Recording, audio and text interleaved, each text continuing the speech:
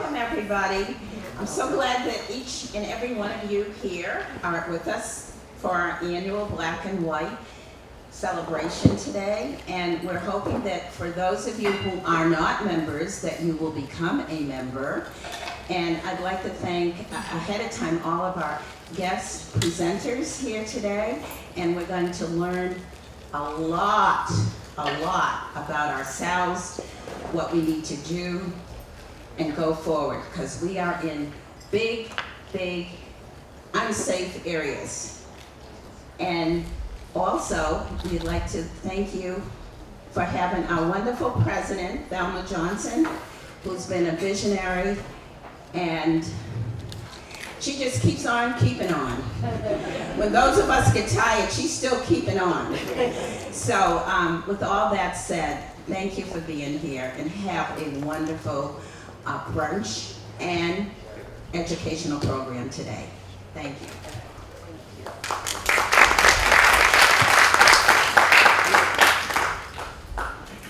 Sometimes the best laid plans of mice and men go awry.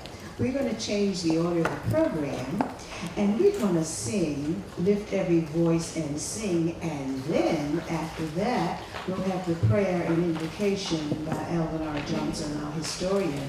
So, our pianist, the director of music for Union Chapel, says he is William, which I thought that he prefers to be called Bill as our pianist for the day. Thank you so much, Bill, if you will get us started. And will you please stand?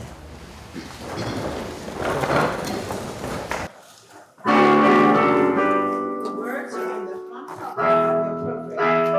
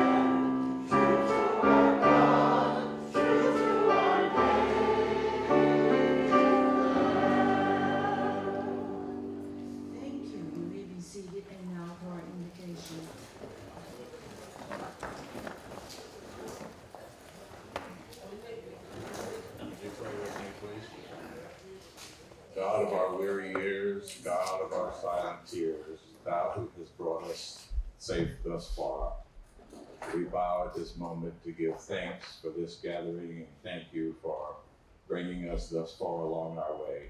We ask, O God, that you would bless this event, be in the hearts and minds of each of our speakers, that they may deliver to us meaningful understanding of our personal needs. In the name of Christ Jesus, we give thanks for the food we're about to receive, and give thanks for everything that we enjoy. In Christ's name we pray. Amen. At the time I made this program up with our committee, we didn't know that our immediate past president was going to be, she just closed her eyes, because she knew I was going to call her. I don't know why she closed her eyes. I just don't know why. Because anytime she shows up, we want her to show out. So with a very small introduction, our immediate past president is Dr. Evelyn Brooks Hickenbotham, who is at Harvard. And she is here today and a member of our branch. So as our president, I'm asking her to please come and bring us greetings.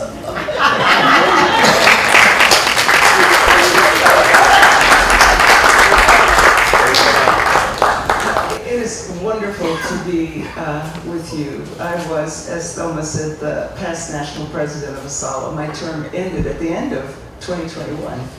And so now we have a new president, Marvin Delaney. But he does not have the great fortune of being in the Martha's Vineyard branch of Asalh.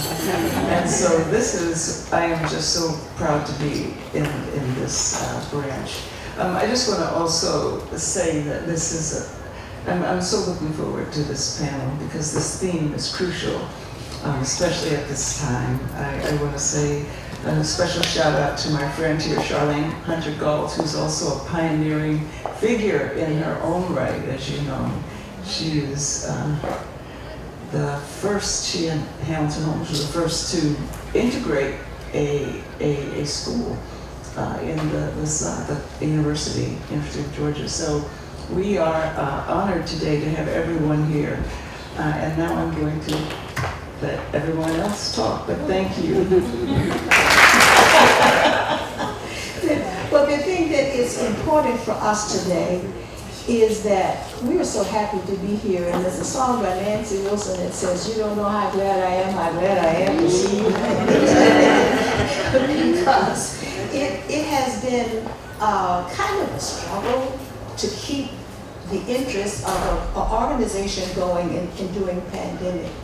We appreciate the fact that we belong to an organization that is 107 years old, and it's all about people of color. There's not a lot that we can point our finger to and say it hasn't stopped, hasn't broken up. The name did change from Negro life in history to African American life in history, and there was some fallout about that, but we're still here.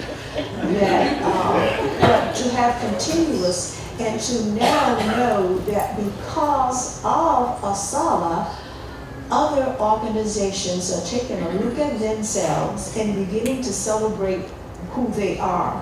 I don't know of any other ethnic group who seems to have some shame and don't want to talk about, oh, that's old stuff. Let's don't talk about slavery. I'm talking about what I hear because as the president going around asking folks to be members, you'll be surprised at things that people tell me. Well, why y'all still talking about that slavery? Get over it. Get over it. How can you get over a dearth in your life and you can do something about it while you got breath? I'm just saying. I know that I cannot put my feelings into someone else, but while I got breath, I'm gonna talk like I think I ought to talk about who we are, not just me, who we are. And we have to get over the fact that one thing that some of my older women said, what about all this rap mess? Well, I'm not particularly into the rap mess, but they have a message, and they're giving it in their voice. Each voice has to be heard and try to understand what they're saying, why they're saying, and what caused them to say it that way. Negro spirituals were not popular at one time. I love them. But we got folks say, why y'all singing all that? Again, that old slavery stuff. It tells who we are and were and continue to be. So you see, I could talk forever, but I'm going to I'm going to be quiet. And I am going to ask, I'm going to put a friend of mine on the spot. He doesn't know I'm going to call on him, and he may talk about me later. And he got his arms folded and sitting there quietly next to his grandson. And he said, okay, Dr. James Comer, would you come up here, please?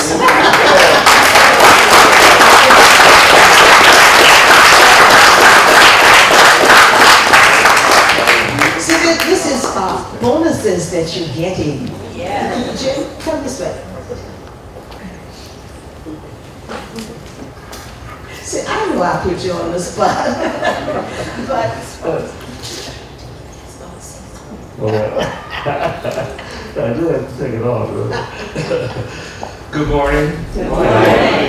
I am not a great extemporaneous speaker, but I'm pleased to be here. And I was just sitting there patting my foot for what you were saying, because that's what I'm concerned about. And I keep worrying about how you stop being who you are. Yesterday was a part of me, and it will always be a part of me. And it was such an important story, still remains important, still writing about it, still learning that yesterday, the next day, and the next day possible. I'm still a carrier of yesterday, and yesterday guides me as I try to figure out today and tomorrow. And I don't know how you give up being who you are and were and had been. You just can't. And so I was just delighted to hear you. And I was listening to that, but I heard my name. So I just wanted to say I'm delighted to be here. I hope we'll carry on. I'm learning more about Carter Woodson now than ever before, and because my work has been in education, I have been wondering why we haven't heard more about Carter Woodson, and why we don't hear about Carter Woodson in the mainstream education. But as I listen to what he said about the miseducation, I know now why we don't hear about it, because he was correct. And we still don't want, and by the way, Carter Woodson wrote Miseducation of the Negro the year before I was born. So, and I'm a very old man. So he said it a long time ago, and it continues to be something that we need to look to, think about, and figure out how to educate all of our young so that they are prepared for today and tomorrow. So thank you very much for this moment. Okay. as I said, I have a little presentation for him. He was our guest speaker for our July meeting when he talked about Dr. Woodson's legacy of miseducation of the Negro. And I mentioned then that the book was written 1 year before he was born. So we won't tell age, but because you were so helpful to us, we want you to take this token of our appreciation and thank you for being the champion that you are, and for how well you share your talents with others. Thank you so much. Well, thank you. Thank you all.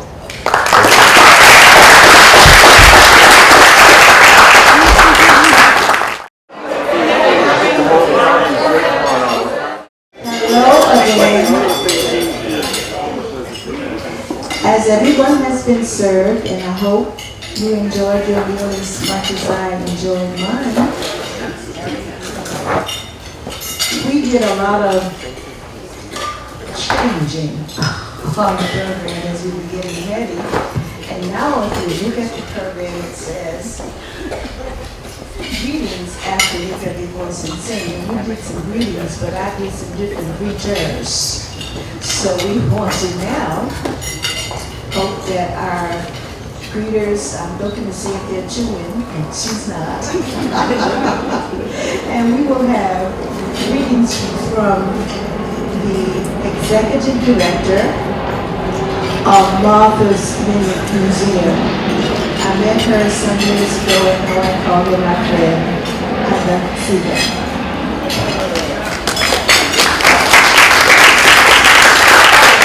Institutional member, I forgot that.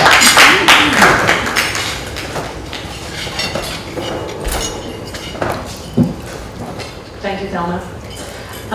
And hello, everybody. My name is Heather Seeger, and I'm the head of the museum here on the island. Really honored to be with you today and interested to hear our panelists speak. We've been partnering with Asalh for the last couple of years for a program that we've done in February. And this past February, as we were talking about health and wellness, particularly in the Black community, one of the things that I was trying to talk about is what is essential, right? And who are our essential workers? And where does a place like a museum fall in terms of what's essential in a community? And I would argue after our health and wellness, places like museums have so much to offer to to people's health and wellness, and to the strength and vitality of a community. When Martha's Museum opened in 1923, almost 100 years ago, we were not collecting all of the stories on the island. We were pretty focused in Edgartown and telling a story about the whaling community. We were telling a story about the Revolutionary War and the way that the island was involved in the Revolutionary War. And since then, we've really expanded. And with our move to Vineyard Haven, have tried to do so much to partner with communities around the island. My second week of work at the museum in 2018, we went down to Washington, D.C., and our staff was really humbled as we visited the new Smithsonian Museum to see the exhibit on the power of place and to see Bluffs featured so prominently, telling a story that our own museum had never really told. And so we sat there at the fountain outside the museum and said, what are we going to do and what changes are we going to make? And started to make plans to make some of those changes. So we're still really new in our journey. And so many with you around this room, I see so many familiar faces of people who really partnered with us and helped to teach us along the way. We're really honored to be talking with Asalh right now about housing the archives of the MB branch at our museum. We've been talking with the cottagers about holding on to their archives while they do some work in their building, and hopefully scanning a lot of those archives so that we have them. So that 100 years from now, when people are telling the story of Martha's Vineyard, the museum has the stories of so many of you and so many of your families around the room. So thank you for what you do and what you contribute to our community, and for allowing us to partner with you to help tell your story. So thank you.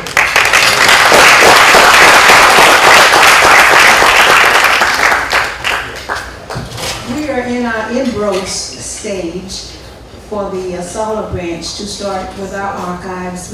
I couldn't think of a better way for us to get our history recorded and kept on this island, to join all of the other Asalh branches around the world, and the few in the world, in the nation, who have done a good job with that. So we needed help, and I said, what better place than the museum? And she has agreed. And in fact, the 11th of this month, I am meeting with a representative from Martha's Vineyard Museum to initiate how we will archive the history of the Martha's Vineyard branch here on the island. So I'm so happy about that. Now, if you look at our program, we have some, you know how you said, you perish because you don't get youth in your organization. Well, I said, look around Martha's Vineyard, get some youthful people who are in the 21st century technology age, so we can move on. Because we have members, now this is an aside, but I'm going to tell it anyhow. We got folks who says, I retired, I don't want no iPad, I don't want no email, and don't even think about it. It said, I don't want you to send me no emails, and I get no text. I said, I got a telephone, but I use it only for emergencies. I don't want you texting me either. So we got membership like that. They don't need email. You can't text them. And I said, well, would you send me a stamped, self-addressed envelope? I said, and if you do that, we'll send it. I said, we don't have a budget for mailing stuff. I said, but if you do that, and I said, and get your buddy, somebody who is doing it, and call them and talk to them. And because there were those folks who said, we don't need no Zoom. The conference call is good enough. I said, well, we want to get in the age of what's happening now, so we're going to use Zoom. And I said, you can use your phone. Don't use no phone like that. I said, okay. You laughing, but this is, I'm speaking reality. I'm not making this up as I go. I'm just telling you the life we live in Martha's Vineyard Ranch, you know. So you go with the flow, and you gotta have a spirit of understanding. Okay, I can work with that, and that's how you move on. You said you work with what you have and move on to make it the best you can, and that's what we have done and continue to. And by the way, today folks said, I don't do Eventbrite. I'll write you a check. So, we want your check, so okay. We'll take your check, but I'm just saying, in the world what's happening now. And I said all that to say that the program that you see, this lady has this camera in her hand and this video film, she is our member. She is our website master, and I want you to meet Michelle Vivian Jemison.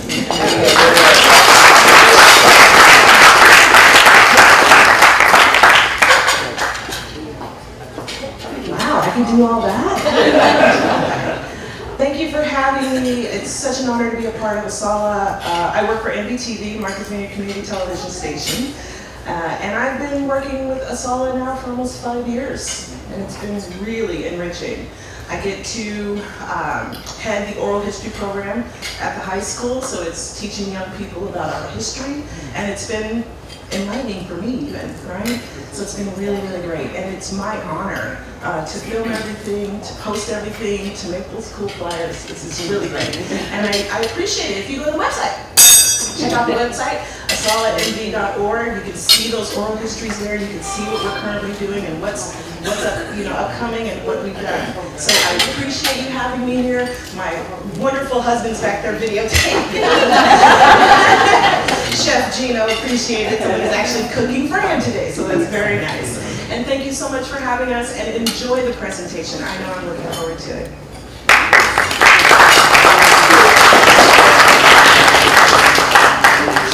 Our cooperative oral history program that is in conjunction with Martha's Vineyard Television, with the Martha's Vineyard Regional High School, and we have added our Martha's Vineyard Museum. And this year marks our 5th oral history interview. I was the interview person this year, so it will be on MTV. But we are happy that we have been able to infuse and integrate relations with our high school, and we're very proud of that. We weren't sure how that was going to work out. For 5 consecutive years, we've been able to have an oral history interview that can be viewed island-wide on MVTV. Thank you so much, Michelle. Now, I come to a part that is kind of dear to my heart, because you know when you know people so long and you think you know them until you start reading about them. Now, the reason you don't have a bunch of information in this program today is if you really want to know about these people sitting in front of you, all you got to do is write their name online, and you'll find out more stuff than you want to know about them. Because as I was trying to decide what snippet can I give that will not take away from what they're going to say today, I said, okay, get it together, girl, and make it swift and clear to the point about what they want to say. Now, we have already talked about the disparities that we have in health and in our history. Well, before I started today, I said, we need to have a program, and I talked with them throughout. I know they got tired of me, but I'm a communicator. And someone who lives with me and sleeps with me said, you're over-communicating. So I said, I don't think so. If you want someone to be in your circle of friends, you have to reach out, even if you don't hear from them. But you keep reaching out, and one day somebody said, but I was down and out. I heard heard from the girl that made me feel so. And I said, well, suppose I had stopped because I hadn't heard from her. So I'm just saying, you can't over-communicate, folks. If folk want to not block you, that's their business. But you are doing what you're supposed to do. Think about that. If you want to block it, that's fine, be blocked. But you did what was on your heart, and sometimes you reach them when they need you. So I'm just saying, I have to be out. You know what Sasha told President Obama? Do you, Daddy? Okay. And so I communicate widely, and that way you want to have somebody say, well, I didn't know about that, and I'm talking about my executive board now. I tell them everything. So nobody can say, well, I didn't. Yes, you did. I said, check your email. I sent it August the 1st at 2 o'clock. I was up and I got up 2 o'clock in the morning, I thought about it, and I sent it. Look at it, I sent it. But I'm just saying, and as we move on now, it says that in late 2021, our program thing came to me when I was reading the African American, I'm so into the AARP bulletin. I don't know if all of you are claiming you're able to get this, but I am. Some of us have a fear of aging, but I have this. But as I introduce our panel today, we are very happy to have you here because the bulletin here says it was done by the ARP and the National Geographic Society, entitled "The Truth About Aging: Older Americans Are Redefining Health, Wealth, and Goals of Long Life." What it means to you, and I always think that things I read to say you, I make it to say me. I say, what does it mean to me? So sometimes you can get more out of it if you personalize it, and when you finish, you say, okay, how does it affect me? Well, in this study in 2021, they found out, and one thing I wanted to share was this: they collaborated with 2,500 Americans ages 18 into their 90s. And the one thing I'm sharing today is that 8 out of 10 Americans in their 80s are living with one or more chronic health conditions. And despite their arthritis, cancer, heart disease, and other conditions, 78 to 83% rated their health as good, very good, and excellent. I recommend you read this study to find out more about it. But we have invited these distinguished medical professionals here today, and they're going to share their insights on the topic, health practices that support positive mental and physical health. To my far right, and I just got them in alpha order, so I didn't want anybody's ego got that. So that's how I'm seeing folks in alpha order. So let's get in alpha order. Okay. All right. So Dr. Bruce E. Baxter Sr. specializes in internal and addiction medicine. He has been recognized by the White House Office of National Drug Control Policy as an addiction medicine innovator. He received this presidential honor in 2019 in his role as Executive Director of the Professional Assistance Program of New Jersey. And their mission is, the mission is to provide services to protect the public safety and welfare of the citizens of New Jersey through education, identification, evaluation, treatment planning, and advocacy for licensed healthcare and other professionals in recovery from impairing medical conditions and illnesses. If you kept up with the literature, you find that some of the worst case of drug abuse comes with some of the professionals in the medical realm. Dr. George C. Branch III specializes in orthopedic surgery and sports medicine. As an orthopedic surgeon, Dr. Branch draws on personal experience as both a tennis and basketball player. He is a fourth-generation physician in his family. He makes frequent presentations on sports medicine and arthroscopic knee and shoulder surgery to physicians locally in the metropolitan area of Virginia, Maryland, and Washington, D.C., as well as nationally. He serves as a master instructor for the National Residence Course facilitated by the Arthroscopic Association of North America. Dr. Branch is honored to be a tournament physician for the City Open Men's and Women's Professional Tennis Tournament held annually in Washington, D.C.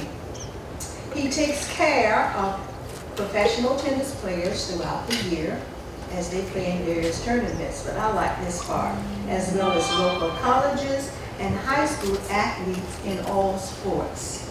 Currently, he serves on the board of directors for the NFL Players Care Foundation. In that role, he aids former players. He also provides medical assistance for the Potomac National Minor League Baseball League.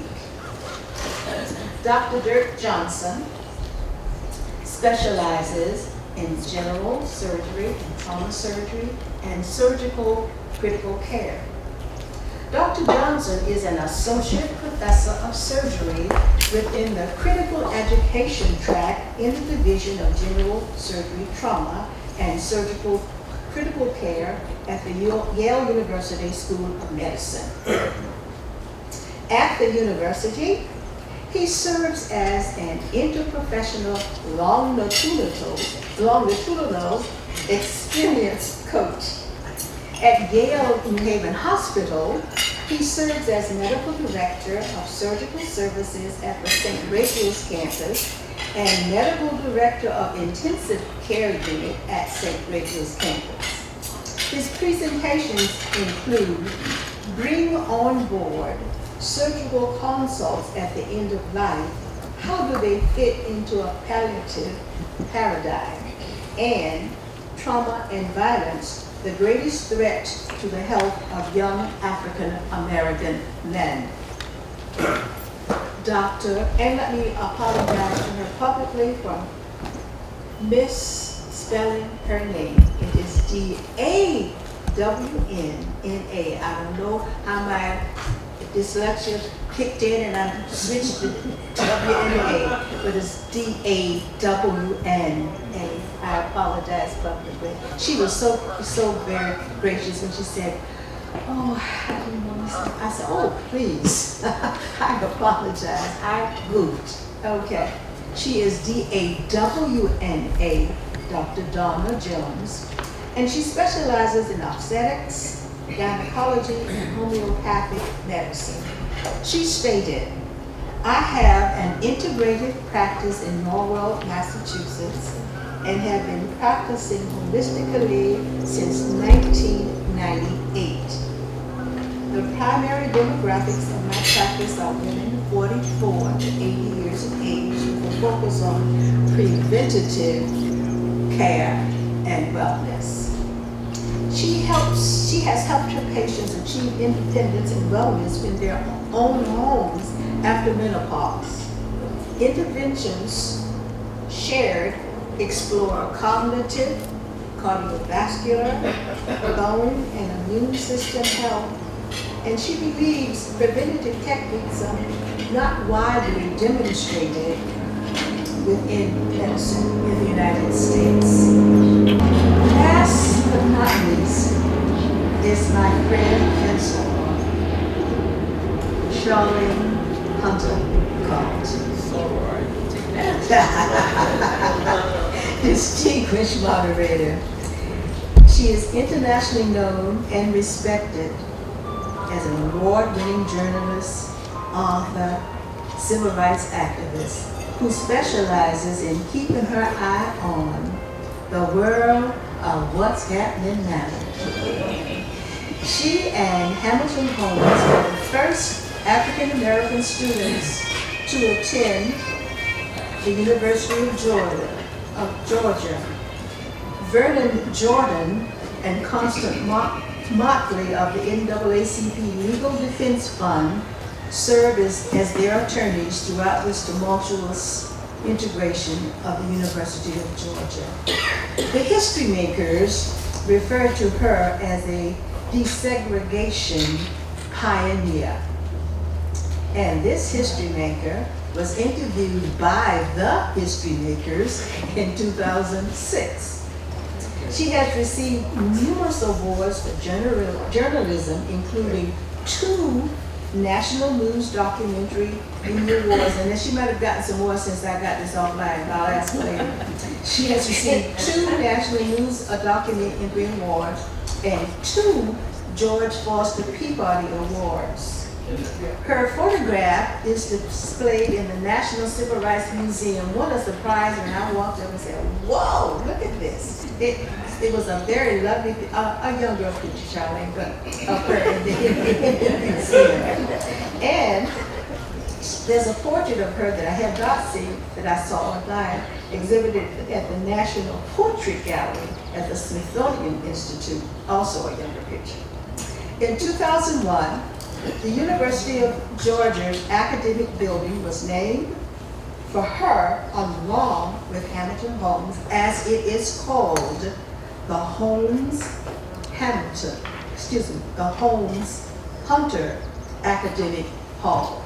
And without further ado, I present to you these illustrious folk who have much to share with us today. Thank you so much, panel, and I'm going to wipe this mic off, and I'm going to hand it to Charlene. Yeah, I'll come here.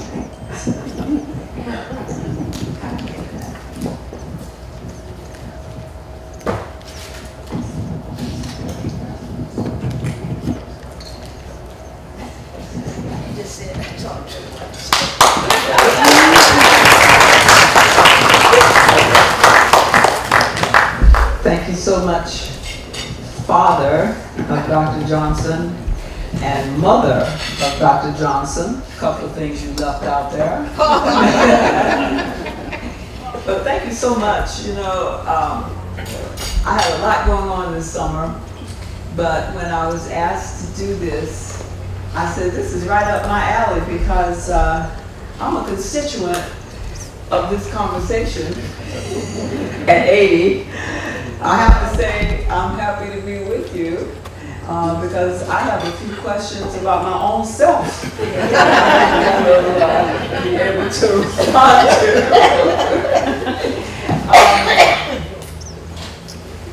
But for starters, although Dr. Thelma has alluded to this, I would like to get each of you just very briefly to talk about the disparities of Black and brown people, how they experience disparities in medicine in general, and why.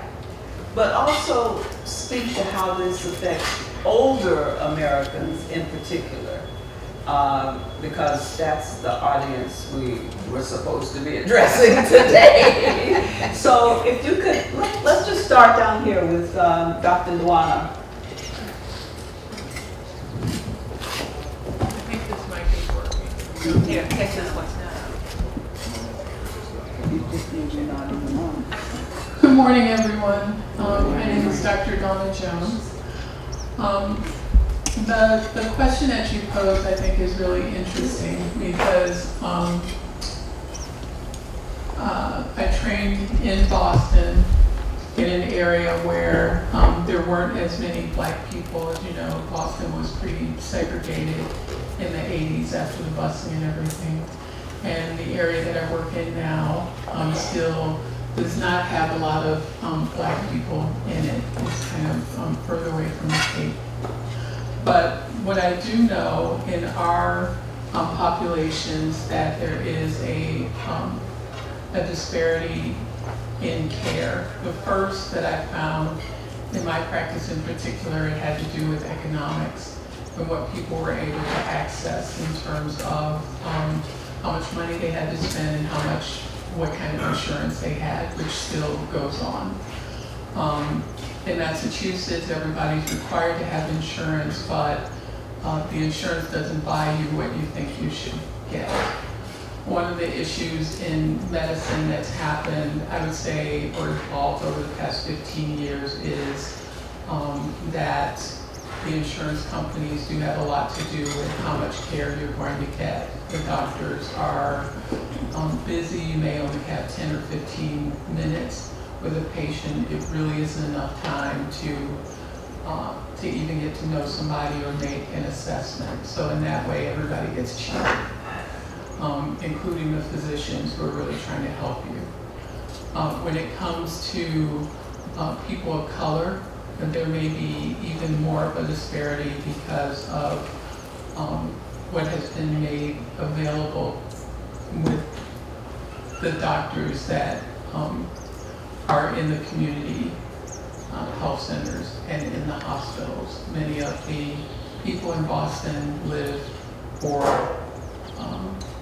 have access to care through the university hospitals and the health centers that are available to them. And much of that is through public funding through the state.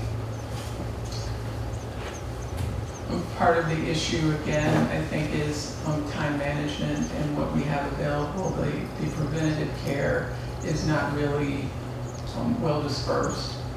The doctors are even not able to get the information about how to do some of the preventative care, including nutrition. That is a big part of what I do in my practice. Just showing people what to eat, how to pick the right food, whether you need a supplement or not, and how do we prevent the chronic diseases that were alluded to that we see as we age. So in my experience, those are the points that we've seen. So I'll start with a disclaimer that I am primarily a hospital-based provider, and probably 80% of my practice is people don't have a whole lot of options. I'm sort of the exact opposite end of preventative care. Usually when the patient's in front of me, they're having a very bad day. And I'm there to try and clean up things that haven't been prevented for weeks, months, years, and beyond. But the health disparities, is a broad, wide-ranging thing, many of which start on preventative care, but some of it is also just access to care and like healthy lifestyle things. And there was an interesting article that came out a couple of months ago now about there is a correlation between this concept of food deserts where there's no fresh food in your supermarkets and interpersonal violence and trauma care. And that the same place that you can't find an apple is also the same place you might get shot. But that goes back to sort of the health disparities of, while these aren't necessarily causational, but there's a correlation that people are taking risk-taking behaviors and don't have a whole lot of options as to what they can have access to, leads to disproportionate Black and brown people showing up in trauma bays as victims of violence, as well as people showing up with chronic conditions that have gone to needing surgical care, whether that be from diabetes and necrotizing infections or other things. So the disparities are wide-ranging, but the most of the solutions need to come along before you get to me. Sorry, would you repeat that last, most of the solutions, right? They need to happen long before they get to me. Right. Before I go, yeah. Oh, this one. Before I go to the next speaker, whom we're anxious to hear from, you gave me a quick question. Do the patients that you just described, when they come to the hospital and the physician is a public, it's not on. Okay. When they come to the hospital, the ones you just described, and you're not the doctor, but the doctor is a different color, do they get a different reaction? So I'm going to answer that question more generally, and please do not generalize this to Yale Maven Hospital where I practice, but all the evidence suggests the answer is yes. And there have been numerous studies in various different fields, and some of the more interesting are they've hired models or actors to play model patients. And they dress them alike, and they give them a script, and they read it. And they've shown these videos to physicians, and the care delivered to these mock patients has been different.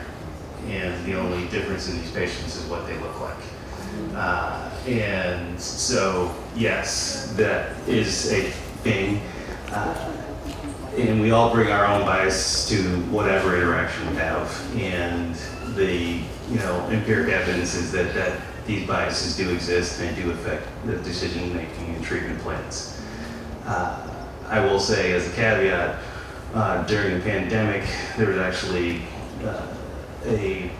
when people came in with COVID, there was not a real, it wasn't an understood disease, so people didn't know how to treat it. And at Yale and Haven, they came out with a highly protocolized treatment algorithm for what people should have done. And the post-hoc analysis showed that for this particular disease, there was no statistical difference in outcomes based on race when everybody got treated the same. And in fact, there was a not statistical difference, but slightly better outcomes for minorities. Again, not proof, but suggestion that if we start treating people the same, we may have more symptoms.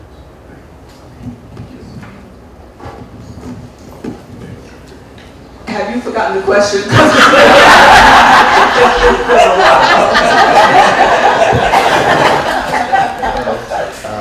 I think I've got the gist of it. In my surgery, nothing I do takes more than an hour, so it's always a joke in the operating room about my focusing skills, but we're still under an hour. So I'd like to echo a little bit. We talked about insurance, and maybe we'll have more time later on. Okay, then I'm going to switch to another type of disparity. And when we talk about access, you also have to talk about who's there to provide the access. So for me, this is my 36th year being in practice. The Arthroscopy Association of North America was mentioned. That's an organization that you have to get elected to based on the profile of your practice. And I sat in a meeting a couple of years ago. There were 800 of us there, and I looked around 2 or 3 times. One. So I helped start a diversity and inclusion task force. And so one of the problems is every one of us sitting here, we're all unicorns. If you look at statistics, none of us should be here. And our daughter is currently in her 2nd year of orthopedic surgery residency, so I got a new view of the statistics. And 1.5% of orthopedic surgeons are African American. When I finished my training in 1987, 1.5% of orthopedic surgeons were African American, and 5% are women. So when we talk about access and advocacy, you have to look at that sort of disparity too. And we were talking here earlier that you get to a certain age where, like for me, I don't have a filter anymore, and I can sit up in these meetings and call people out. Yeah, that's right. And when you want to tell us what words you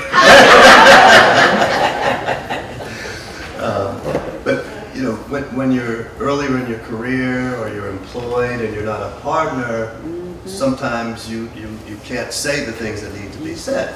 And so one of my main reasons that I'm still practicing full time, along with the support of my wife encouraging me to do it, but it is to be able to do these sort of things. And so that's a disparity of provision, I like to call it, rather than a disparity of access as a patient. And there's not going to be a sweeping change to this. And so we each have to do our little bit to encourage the next generation, encourage people to take possession of their own health care. And while you're at this, you're speaking generally about people of color. This one working now? Yeah. Oh, great. Generally about people of color, but what about the older ones? Do they have even more problems with access and appropriate diagnosis and treatment? Because, well, I mean, my practice is very high-tech, you know, the arthroscopic surgery, minimally invasive. The equipment is extremely expensive. I'll be over to see you. But when you get to insurance companies, like let's say my insurance policy only gives me 20 visits for physical therapy after a major reconstructive knee surgery, and yours gives you 50, odds are you're going to come out better than I am. And so that's a very real thing in the surgical professions that is influencing recovery. So we all have to kind of go after the insurance companies a little bit to improve them, because everyone in here is paying more money now than they did 5 years ago for their health insurance. They're getting less benefits, and those of us who are been in practice, you know, we're collecting half of what we did 10 years ago. So the money's not going to care, and it's not going to the people giving the care. We actually have someone not on the panel, but thankfully is in the audience, whom I called recently because I think I'm pretty smart, actually. But there are things I don't know, like my health insurance. And so Ardell Osmond from California, on the phone with me several times, hooked me up. But it is difficult. It is difficult. So I appreciate you bringing that up, and maybe we'll come back to it later on. But in the meantime, thank you for that. And let's go on now to Dr. Baxter. Hi. Have you forgotten the question? No. Okay. Yeah, I'm Dr. Lou Baxter, and I guess I must be the senior person. I've been practicing for 44 years, and I've had an opportunity to practice in many settings, hospital settings, drug and alcohol treatment facilities. I just have to say this: I'm the co-founder and first inaugural program director for the Addiction Medicine Fellowship Program at Howard University. So that's to address some of this disparity and DEI issues as we talk about. But the actual manifestations are heartbreaking and devastating, and it almost makes me cry because of the situation. A person that comes in with a diabetic foot ulcer, if he's African American or a person of color or doesn't have good insurance, they're going to end up with an amputation as opposed to angioplasty, where they actually will keep trying to revitalize the area and keep the person viable and keep their limbs. Some folks, if they're not the right color or don't have the right insurance, they'll end up with open heart surgery as opposed to stenting. We've seen over the years the things that have happened obstetrically to black women. If you have uterine bleeding, you may end up with a hysterectomy instead of a partial. Same thing with breast cancer. End up with bilateral mastectomies as opposed to lumpectomies. So the actual effects of it is pretty devastating to me, and it's a issue that we certainly need to not only discuss, but to start to implement plans to address. The other thing that I wanted to mention along with this is that, you know, the discrimination is so pervasive that African Americans discriminate against African American practitioners. I remember going in to see a black patient, and he told me, "I don't want to see you, I want to see the chief." And so I walked out and came back in. The funny part about it was that there was a white guy in the bed next to him, and he was cracking up like crazy. So the bias that we see that is aimed against us is oftentimes embraced by us as well. And one of the things that we have to get rid of, certainly in my generation, is that Tuskegee syndrome. You know, we don't want to hear nothing about medicine or any physicians, and we're doing ourselves a big disservice. Thank you very much.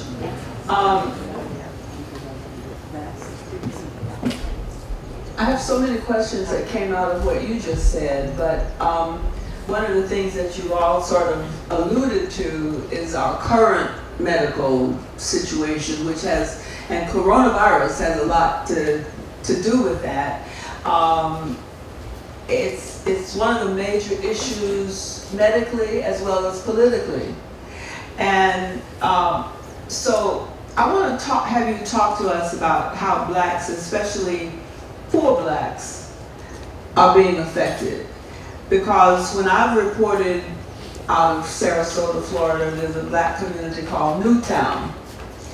And the older people that I've talked to there don't have computers, or they don't know how to use them. And so they don't have the information.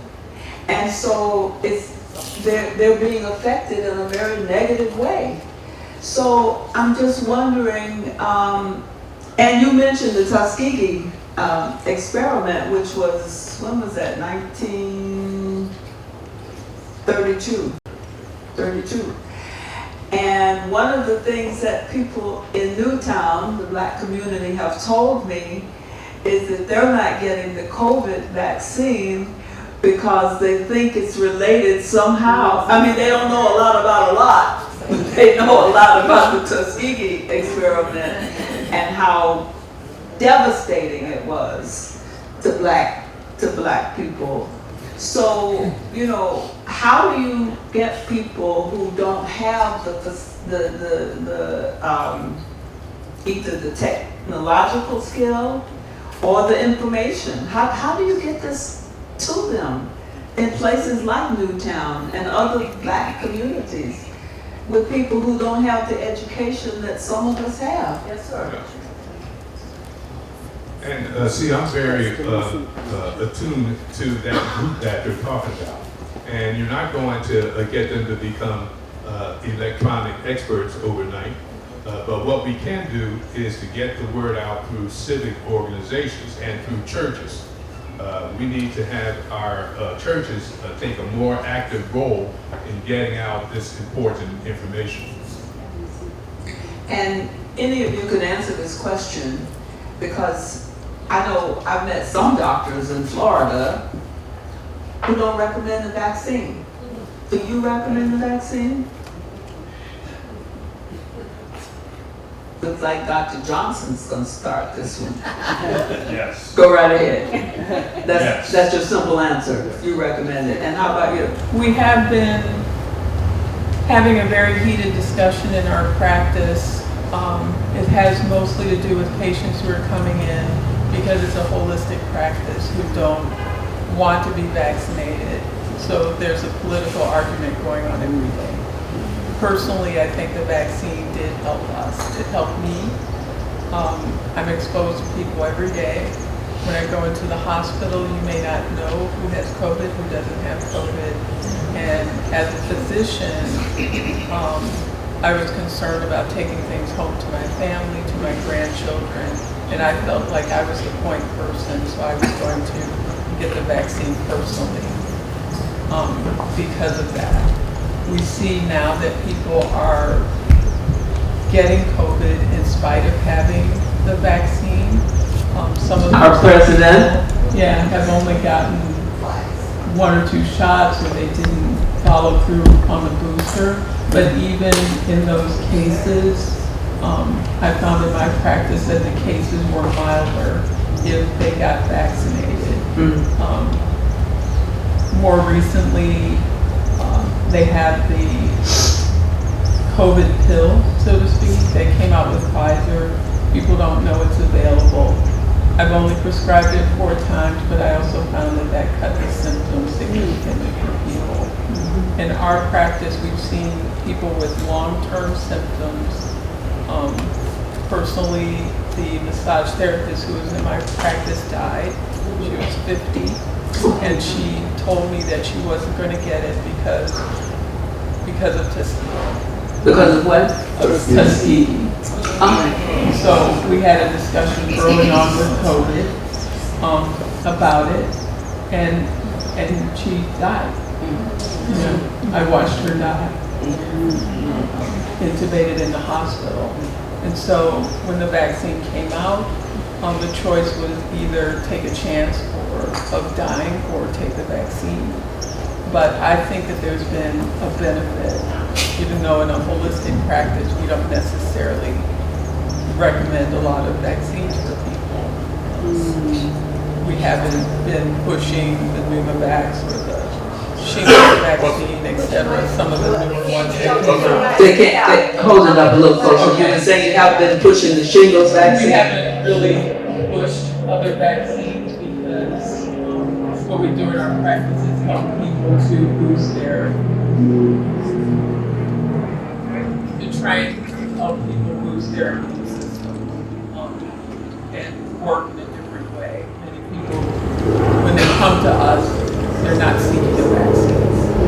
But in terms of COVID, I think there was a real big issue in the Black community that had to do with mistrust because of what happened to us as a people in this country.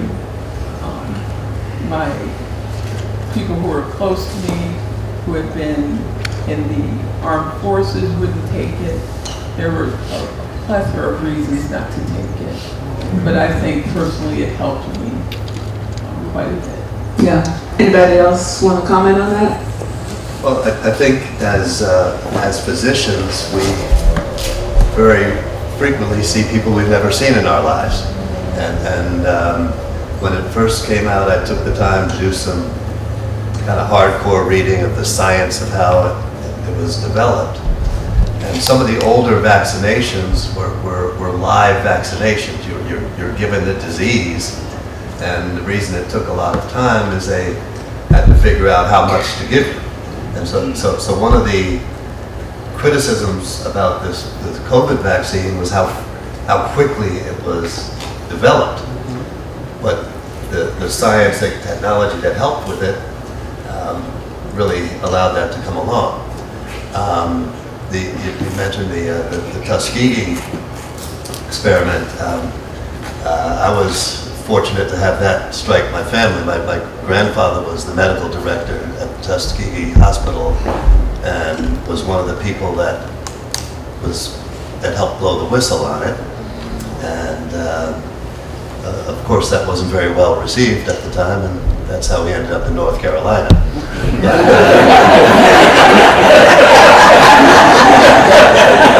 But it is, there's that level of skepticism, and you know, for all of us here who are informed and educated, you have to read, get the knowledge, and be able to speak about it to some of us that aren't. Dr. Baxter, I see so many people these days not wearing masks, and here we were told it's an option. You can wear it or you can't.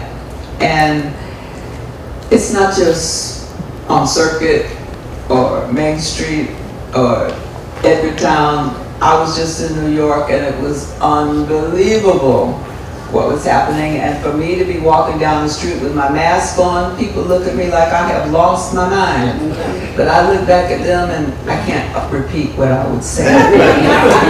Crowd with preachers in it. But anyway, would you comment on that? Yes, I would tell you that it's, see, I feel comfortable here because I know that a lot of you all, probably everybody, has had their vaccination and double boosted like me. Yeah. So I have a level of confidence in certain situations. As you remember when the COVID started, we all had our little pods, you know, the people that we knew and trusted. But I think that with the new variants that keep coming out and the number of anti-vaxxers, it's still very prudent to wear your mask when you are uncertain of who you are around, and certainly when you're indoors. I get the same thing. I was in the Acme, and I was the only person with a mask on. And they looked at you like you were nuts. And one guy said, could you say that again? So I shouted at him. I tried to act like he was, couldn't hear me, but he was actually upset that I had the mask on. You know? So I think that it is very important to continue to wear masks when you're indoors, and certainly if you're uncertain about the vaccination status of those that you're around. Everybody agree with that? Yes. You skeptical? You look a little skeptical. I said I often wear masks more because I think that because of where I work every day, I'm more likely to actually be an unwitting vector as a vaccinated person. They may be asymptomatic. That it's a public service for me to wear a mask to protect you from me. Dr. Baxter, I want to come back to you about medications in general for the elderly, including pain management for patients with substance abuse disorders, because I think that it may be the COVID and the people not getting out, but there seems to be, and I don't know what the data show, but it seems to be a lot more drug addiction. Am I right about that? Yes, you're absolutely right. And I'm so glad you brought that up because there's some very important pieces. I'm going to try to be succinct and quick, but if I pique your interest, and please feel free to fire back.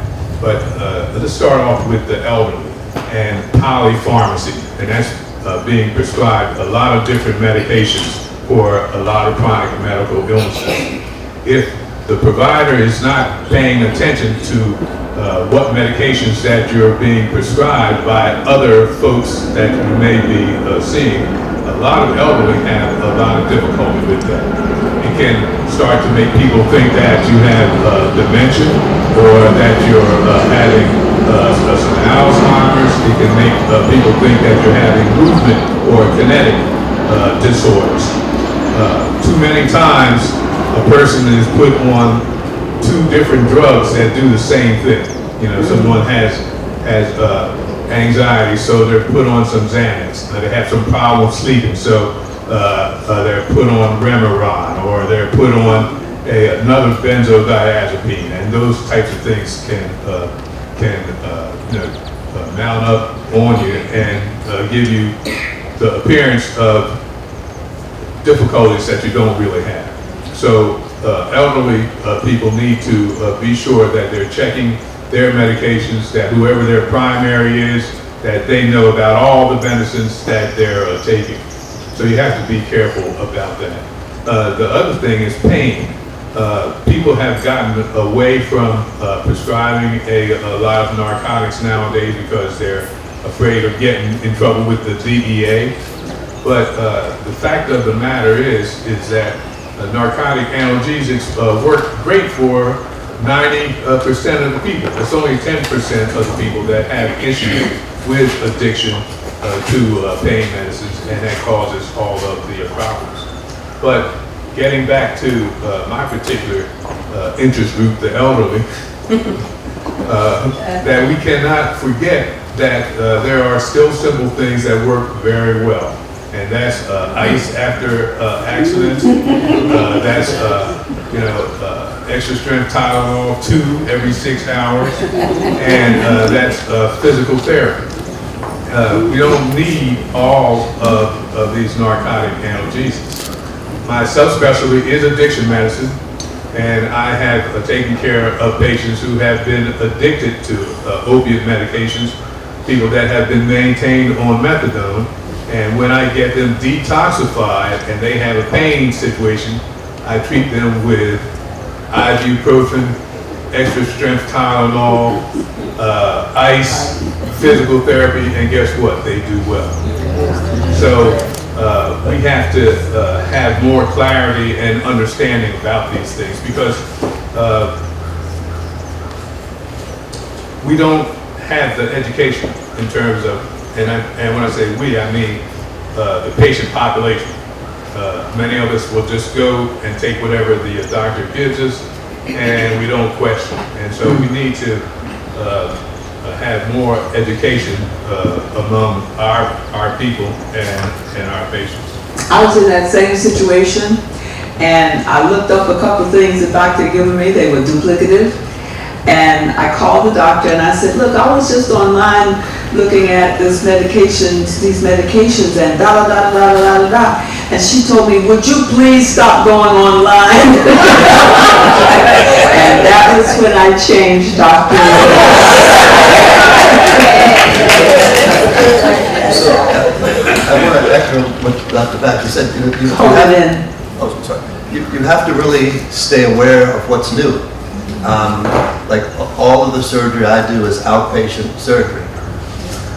All of the surgery I do is done under sedation with regional anesthesia. Not everybody does that. So I don't give narcotics to my patients. So you have to sometimes search and see what is some of the newer technology. We work with an anesthesiologist team. They do nerve blocks where they last for 24 hours. And with most surgery that I perform, the worst time for pain is the first 4 to 6 hours after surgery. So that there are ways to avoid the risks of narcotics, but you sometimes have to ask about it. And how do you get that out? I mean, how do you inform people? Everybody here now knows that exists. So you want them sending emails to friends? If you have a friend that's having orthopedic surgery, make sure they ask about it. I want to see you after the program. Let me come to you, Dr. Jones, and ask about gynecological care. And if an older patient now I read this in some of the suggestions of things I should be asking. And one was if an older patient happens to get pregnant, and I thought that's kind of weird, but I don't know how old you have to be before you no longer are susceptible to getting pregnant. But what about abortion after the recent Roe v. Wade decision? How do you cope with that? It's been really interesting. I think a lot of us are still trying to figure out what the rules are. Unfortunately, in Massachusetts, I don't think that we have to deal as much with the choices that we see in other states. It's been interesting because Roe v. Wade has been in place certainly since I've been in practice over the past 36 years. And so some of the things that have gone on in our society have to change as well, like just having in place talking to younger people and starting earlier and explaining to them about their bodies and just, having them understand how things work. We put this on the teachers, it's in public education. The education is not being done, so we have teenagers and younger people who do become pregnant, and there are not going to be options for them moving forward for people in certain states. I think part of what we bailed on is education. A lot of that's going to have to change. You're going to find there's some other options that are going to become available in terms of contraception. It will become more available. We're starting to see it already on the commercials with the Plan B, that they're just going to let it go, and they're talking about having birth control be available over the counter, which is plus minus if you really don't understand what it can do to your body, or if teenage young women or preteen have this available to them over the counter without any education. Personally, as an OBGYN, it's very difficult. It's been very difficult because our main theme is taking care of women and doing it in a proper way.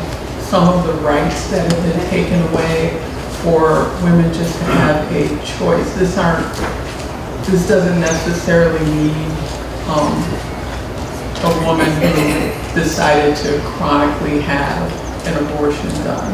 These are, some women have been raped, they have no option. Some women have babies that are incompatible with life, they have no option.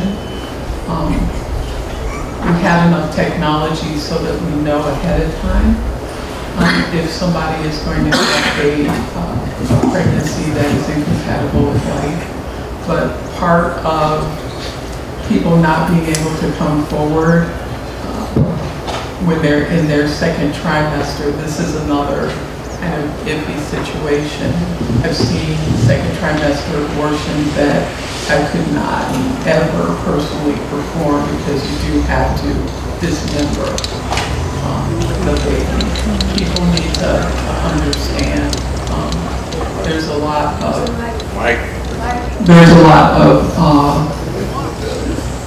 information that people don't know about abortion, but I still think that it should be available for us, and that it's a woman's choice. We have had our rights taken away.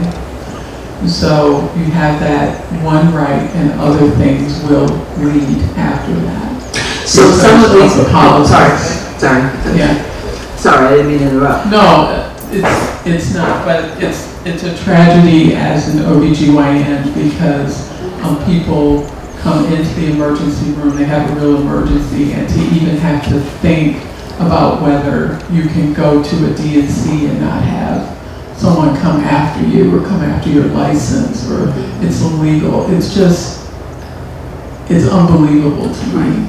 And so when we talk about disparities in the community, and you're going to find that people who are disadvantaged economically and people of color, women of color, are definitely going to be discriminated against.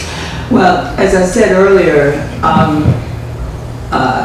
some of the concerns we have here involve older people.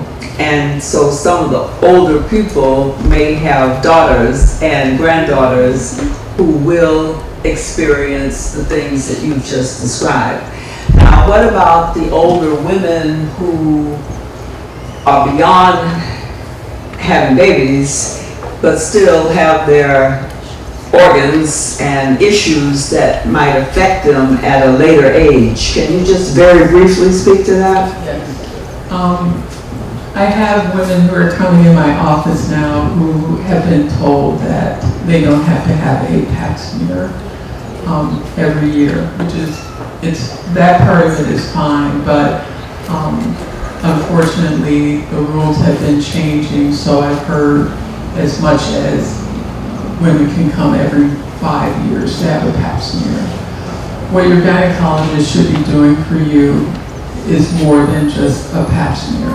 When people hear they don't have to have a pap smear, they hear in their mind that they don't have to go to a gynecologist. But a lot of things can happen in that time span. We're not only screening for diseases like cancer.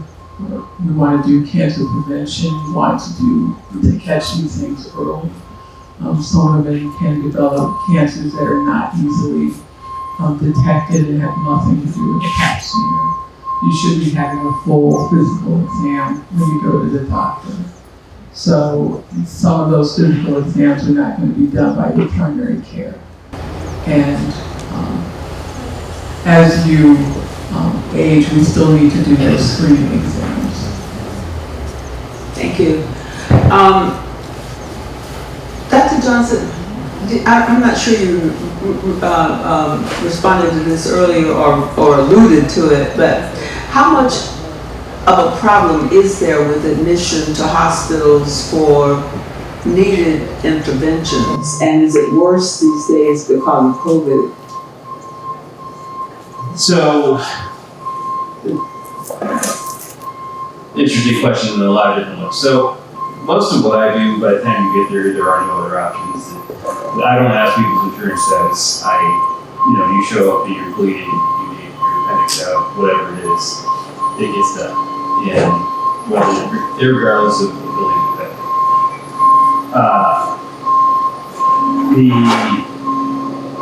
The outpatient elective side is a little bit more nuanced, and early on in the pandemic, we didn't have space in the hospital, and we were delaying even important operations because we didn't have personal protective equipment, we didn't have a hospital bed, and so you might have needed a cardiac bypass, but we didn't have an ICU equipment afterwards, so that had to be delayed until we could make space. That has gotten much better as the inpatient numbers of critical ill patients have decreased, and we've actually worked through most of the backlog at this point. But there still is sometimes a delay in getting the people that need care, depending on urgency based on people's ability to pay. So that's a long-winded answer. Sometimes it really depends on how critical or how urgent the intervention needed is. Now, okay, I don't know who wants to answer this, so you can raise your hand or let me know in whatever way. We've been talking about coronavirus, but there's a new guy in town called monkeypox. And when I talked to a physician friend and said, should I be concerned about monkeypox? I said, oh no, that's mostly men having sex with men. I don't know who wants to answer that, but can you all clarify that? Who is susceptible to monkeypox, and what should we be doing about it? How much discrimination exists? Because if it is the case that this is mostly homosexuals who get it, you know what the attitude is often about men having sex with men. So who wants to? Yeah. Okay. Looks like you've been asked that before. I to take this question because it's deja vu all over again. When HIV first came out, everybody said that's a gay disease. Nobody has to worry about it. And we saw that wasn't true because there are folks that have sex with men and have sex with women.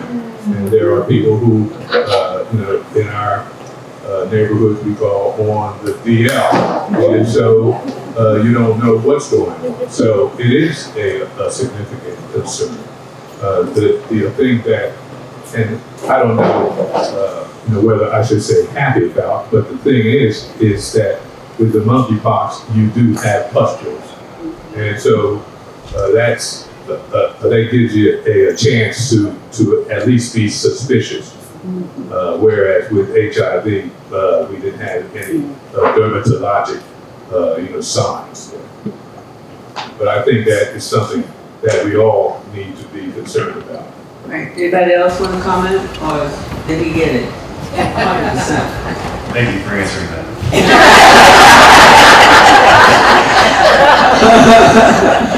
That was the same comment that I was going to have because I was a a resident when AIDS came out, and that was the same thing that they were saying. So to lock it into just one particular group of people it doesn't make any sense. They need to be concerned about it because eventually it impacts on all of us. So how do you get out the word?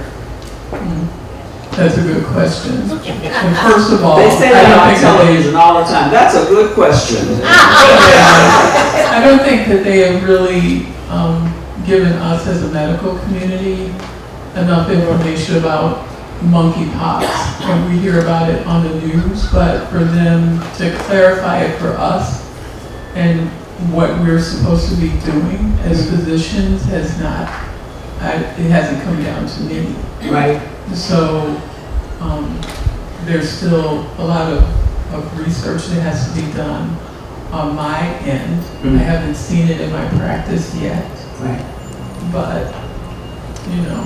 And we don't know what percentage of black and brown men, if we're dealing with the men issue, what percentage they have the disease or what problem they might specifically have because they're black and brown. So right now it's stay tuned. So we need to find out more about it because. All right, I'm getting a little signal here. Sometimes I ignore the person who gave me the signal. He's sitting next to the person who's running this show, so I guess I better pay attention to him. Very accustomed to being ignored. Yeah, right. I want to talk about people with multiple problems. You alluded to it earlier, Dr. Baxter. Alzheimer's, dementia, depression, anxiety, loss of loved ones, malnutrition, etc. And some are in homes and in nursing communities. At what point do you deal with things like the end of life information and all that goes with it, wills, trusts, obituaries, funeral program, burial sites in the ground, or cremation? I mean, is that something that's important, particularly for people of color? It's important for everybody. Yeah.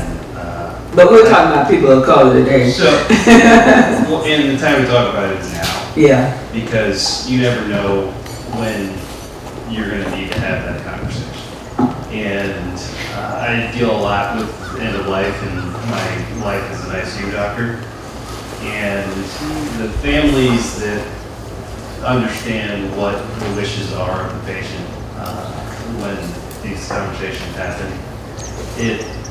I'm not going to say it makes it easier to deal with the loss, but the conversation and coming to a decision is much easier because they don't have to think, you know, am I letting mom or dad go or grandma go? It's, I know grandma doesn't want this. I know grandpa would want this. And it's just them sort of voicing what they already know that person wants. And we all know we don't get out of this thing alive, but having that discussion, not when, you know, you get a terminal diagnosis, because your terminal diagnosis may be if you got hit by a car when you cross the street. And having conversations when you're sound mind and body so that people have an idea of what you want helps inform, you know, it's a service to your loved ones to do that. And again, not easy, but is helpful and useful. And don't wait till it's too late. Right. Anyone else want to make a quick comment on that before we have to hang it up? Well, in the scope of my practice, it's not something I come across, but as I get older and, you know, having help with older relatives, parents, I think I'm echoing that the time to talk about it is not during an emergency. And it's not an easy topic to talk about. You know, we have adult children, and we've already talked about that. And there's never a perfect time, but the best time is before it's an imminent problem. Dr. Baxter, you want to add something to that? Yes, well, I concur that it's better to have it done, especially before people get very, very ill, and then you start to have guilt and you have other things playing. You know, maybe I should leave this one this, maybe I should leave this one that, maybe I should do this. It's better to get it done the sooner the better, before it's a necessity. Well, I want to thank each one of you because I'm going to make appointments with every one of you when this panel is over, because each one of you has something that I need, okay? But I hope it's also the case that those of you in this audience have come away with something that is useful as a person of color, as a person who might be a little bit older, and in addition to being whatever else I am, I'm also a preacher's kid. And so what I learned as I was growing up with my family, my father's a preacher, my grandfather's a preacher, but my grandmother was the saint. And one of the things that I learned growing up with them is that you never, ever lose hope, no matter how bad it gets. And somebody mentioned the history. And despite the anti-crit people whom you've all got to get organized against, despite them, our history, while the Tuskegee experiment was bad, but our history has so much in it that suggests we should be concentrating on hope and not getting depressed, however bad it is at the moment.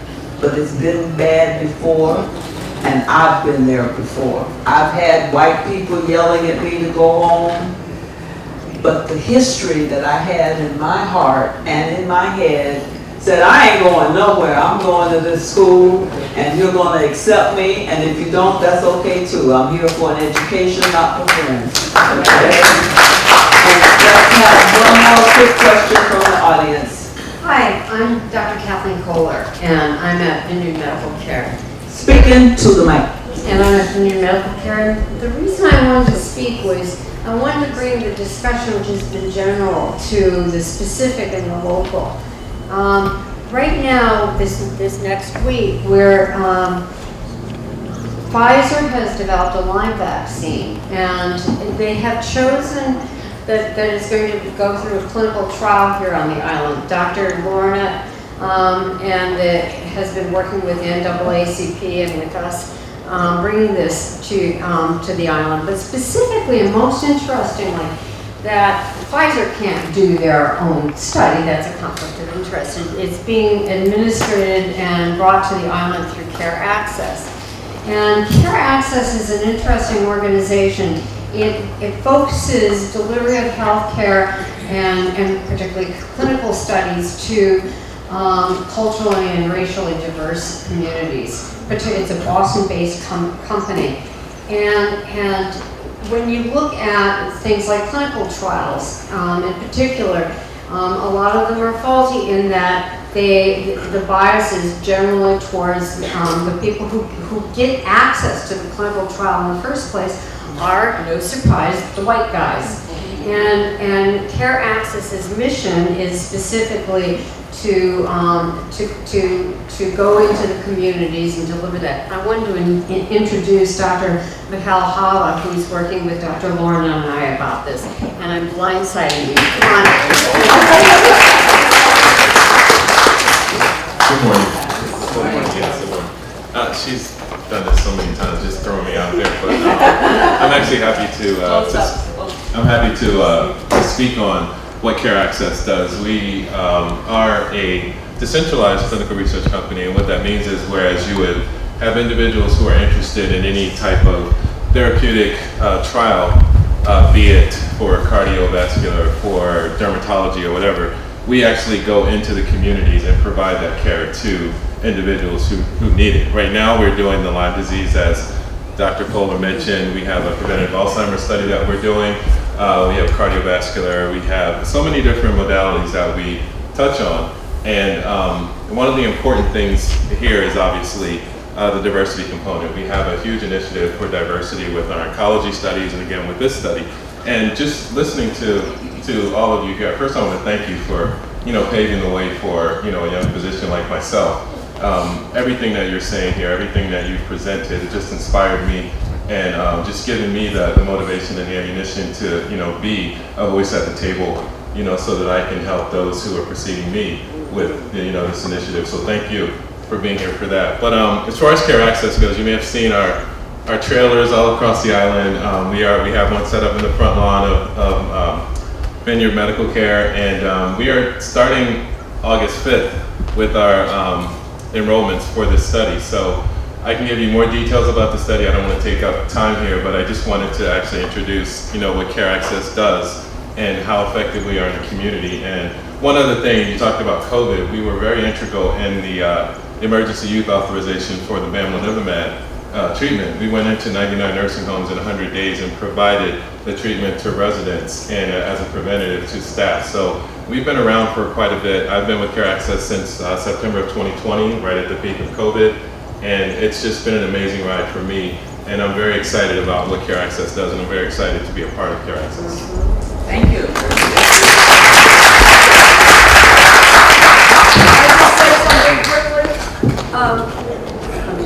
Okay, Dr. Kohler saved me about, wait. Do it in the mic, okay? All right, okay. Dr. Kohler really saved me about 4 years ago. I was very sick, and nobody could diagnose me. And can I say your ex-husband sent me to you? He said, I know who will take care of you. And he said, my ex-wife will know what's going on. And she did. And she saved me. She gave me medicine that saved my life. So, what was the medicine? You can tell me later. I want to thank our panelists for an outstanding job of putting it down front for us to understand. Now, you have an opportunity to pull those boxes that I ask you not to touch in front of you with your name on it in a red heart. Each one of you have one. So if you will take your heart and put it in front of you. I want you to read it later, but it's, you can read it later, but this is our way of saying thank you for giving us your time today.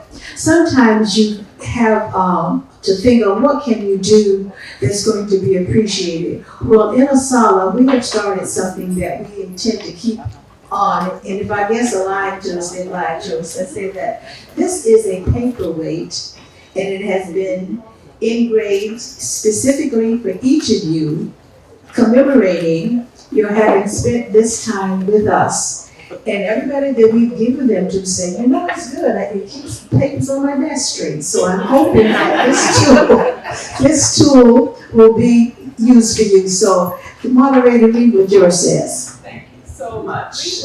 Read what it says? I can ask questions, but I don't read well. Association for the Study of African American Life and History, Inc., Martha's Vineyard Branch. Thank you, distinguished moderator, whatever your name is, for sharing your expertise August 1st, 2022. Thank you very much. I'm going to love this on my table. So each of them has their name on it that says this, and what we try to do is, I know from just one little thing, you get all these plaques, and I moved 2 or 3 times, you have all these little plaques on your wall. And my husband said, we don't put these up no more. So unfortunately, it is Christian. So you think of all the money and the time people have spent. So like we said, let's not do that. It costs money too. Let's give something that's practical and people will use. We thank you for coming. The last thing we want to say is that if you look at the back of our program, we have some upcoming events. We don't have any more at FarmNet, but our next presentation that will be in person will be the celebration of the 20th year of the founding of our branch. And we will be at Union Chapel with our guest speaker, Dr. Leah Brown, cardiologist at Martha's Vineyard Hospital. And we will be having a virtual program in August with Dr. Ida Jones as our speaker, and a guest speaker in December with Dr. Vicki Johnson. So we want you to know that we're staying alive and well, and we invite you to join us virtually. And if you're still in the Vineyard, we invite you to join us for our Founders Day celebration at Union Chapel. We do appreciate your coming to support us. And I have one other point of privilege now. So this is because of who I am. I'm going to ask my baby boy to stand up. He hates that when I say that. This is my baby boy, Dr. Dirk Keep standing. I want my bubbling brown sugar number 3 to stand up. This is my David. My bubbling brown sugar number 4, Daniel. These are my grandsons who have come to be with us today, and my lovely daughter-in-law slipped out on me. So, but I just want you to know that's a point of privilege that the president's taking, because I'm so happy that they're here and the boys to see their dad in action. Thank you again for coming. God be with you. And we hope to see you next year. God be with you. Thank you.